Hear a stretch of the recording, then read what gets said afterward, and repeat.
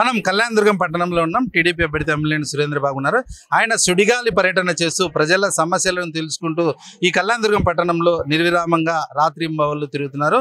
ముఖ్యంగా చంద్రబాబు నాయుడు గారు తమ మీద ఉంచిన బాధ్యతను మోస్తూ ఆయన కళ్యాణదుర్గం పట్టణంలో తిరుగుతున్న పరిస్థితి. సార్, ముఖ్యంగా చెప్పండి, మీరు ఏ విధంగా ముందరికెళ్తారు? ముఖ్యంగా మీకు ఏ ఏ సమస్యలను ప్రజలు ఇక్కడికి తీసుకొచ్చారు? మీరు ఏ స్టాండ్తో ముందరికి వెళ్తున్నారు?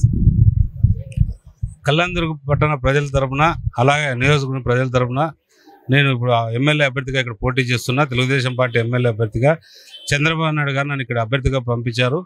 ఆయన ఏదైతే నా మీద ఉంచిన నమ్మకాన్ని నేను మా నాయకులందరి ద్వారా కూడా నేను ముందుకు వెళ్తున్నా. ఎందుకంటే అందరినీ ముఖ్యంగా ఈ కళ్యాణదుర్గం ప్రాంతంలో మా కార్యకర్తలు నాయకులను కలుపుకోవాల్సిన అవసరం ఎంతైనా ఉంది. 100కి 96% మంది, 98% మంది కార్యకర్తలు కానీ నాయకులు కానీ మా వెంట ఉన్నారు. తెలుగుదేశం పార్టీ వెంట ఉన్నారు. ముందు కూడా వాళ్ళు ఉండేవాళ్ళు, ఇప్పుడు కూడా ఉంటున్నారు. మన అభివృద్ధి చేసుకోవాల్సినవన్నీ 1-2 కాదు. మీరు ఏం అభివృద్ధి అంటున్నారు, చాలా ఉన్నాయి అభివృద్ధి చేసుకోవాల్సినవి.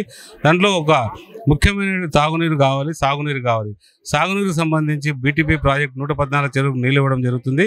అలాగే తాగునీరుకి ఎక్కడ పడితే అక్కడ వాళ్ళకి ఎక్కడా కూడా నీళ్లు సౌకర్యం లేదు. అవన్నీ కూడా మనం చేసుకోవాల్సిన అవసరం ఎంతైనా ఉంది. అవన్నీ కూడా చేస్తాం.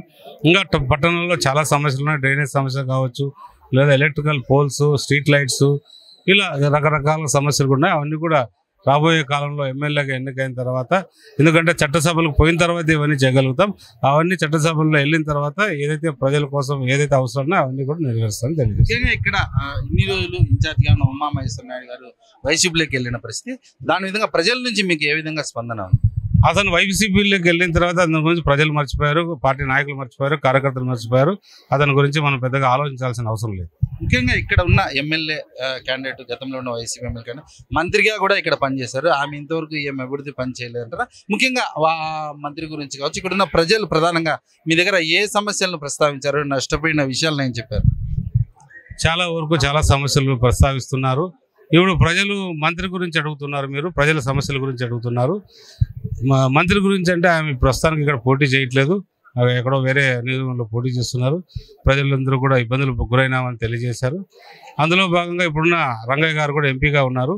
ఆయన కూడా ఏమీ చేయలేదని ప్రజల అభిప్రాయం. ఇప్పుడు ప్రజలు ఎప్పుడైతే ఆయన ఎంపీగా ఉండి ఏం చేయలేకపోతున్నారో, ప్రజలు ఎవరు కూడా ఆయన ఎమ్మెల్యే అభ్యర్థిగా పోటీ చేయడం ఆయన ఎవరు కూడా నమ్మట్లేదు. కాబట్టి ప్రజలందరూ కూడా నన్ను అఖండ మెజారిటీతో గెలిపిస్తారని ఆశిస్తున్నాను. ప్రముఖ పారిశ్రామికవేత్తగా మీకు ఎంతో పేరుంది. మీరు అన్నీ వదిలేసి ప్రజల కోసం ఇక్కడ కళ్యాణదుర్గానికి వచ్చారు సార్. మీరు ప్రజల నుంచి ఈ 2024 ఎన్నికల్లో పూర్తిసార్లు మీకు మద్దతు లభిస్తుంది అనుకుంటున్నారా? ఖచ్చితంగా 100% మద్దతు లభిస్తుంది. చట్టసభలకు పోతేనే ప్రజాసేవ చేయగలుగుతామని చెప్పాను. కాబట్టి చట్టసభలకు వెళ్లాల్సిన అవసరం ఎంతైనా ఉంది. ప్రజలు కూడా అది గుర్తించారు, చట్టసభలకు పంపిస్తున్నారు. వాళ్ళు వెళ్ళిన తర్వాత వాళ్ళ సమస్యల పరిష్కారానికి కృషి చేస్తారని తెలియజేస్తారు. మీరు ఎమ్మెల్యేగా ఖచ్చితంగా గెలిస్తే మొదట రాగానే కళ్యాణదుర్గం పట్టణానికి మీరు ఏం చేస్తారు? బీటీపీ ప్రాజెక్టు నీళ్ళు తీసుకురావడం నా కర్తవ్యం. 2.5 సంవత్సరాల నీళ్ళు తీసుకొచ్చి వాళ్ళు ఏదైతే నా మీద పెట్టుకున్న నమ్మకాన్ని నేను ఖచ్చితంగా దాన్ని నమ్మకాన్ని నిలబెట్టుకుంటానని తెలియజేస్తుంది. 2024 ఎన్నికల్లో మీ పార్టీ ఎన్ని సీట్లు సాధించారు? అది నాకు సంబంధించిన విషయం కాదు. పార్టీ అధ్యక్షుడు చెప్పారు 100కి 160 సీట్లు అంటున్నారు. ఖచ్చితంగా 160 సీట్లలో కూడా గెలుస్తున్నాం. 170 స్థానాలకు సంబంధించి 23 స్థానాలు ఎంపీ స్థానాలకు గెలుస్తున్నాం. అంటే అలయన్స్తో కలిపి, అంటే మేము బీజేపీ మరియు జనసేన పార్టీలు ముగ్గురు ఉమ్మడి అభ్యర్థిగా నేను కూడా ఇక్కడ అందరూ కలిపి 160 స్థానాలు గెలవబోతున్నాం.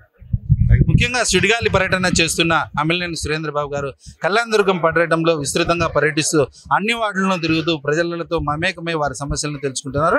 ఇక్కడ మొట్టమొదటగా కళ్యాణదుర్గం నియోజకవర్గంలో తాను ఎన్నికైన మరుక్షణం బీపీటీ ప్రాజెక్టుకి సంబంధించి పూర్తి స్థాయిలో తాగునీరు, సాగునీరుని అందించే విధంగా చర్యలు తీసుకుంటామని, కళ్యాణదుర్గం పట్టణ ప్రజలు తమపై పెట్టుకున్న నమ్మకాన్ని వమ్ము చేయకుండా పూర్తి స్థాయిలో న్యాయం చేస్తామని చెప్పి ఆయన తెలియజేస్తున్నారు. చూస్తూనే ఉండండి. కళ్యాణదుర్గం నుంచి కెమెరామెన్ రాఘవేంద్రతో హనుమంతు, హిట్ టీవీ. సమస్య లేని ఇల్లు ఉండదు, పరిష్కారం లేని సమస్య ఉండదు. బంధాలు గొప్పవి, బాధలు చిన్నవి. మీ సమస్యని మేము పరిష్కరిస్తాం. రండి, మాట్లాడుకుందాం.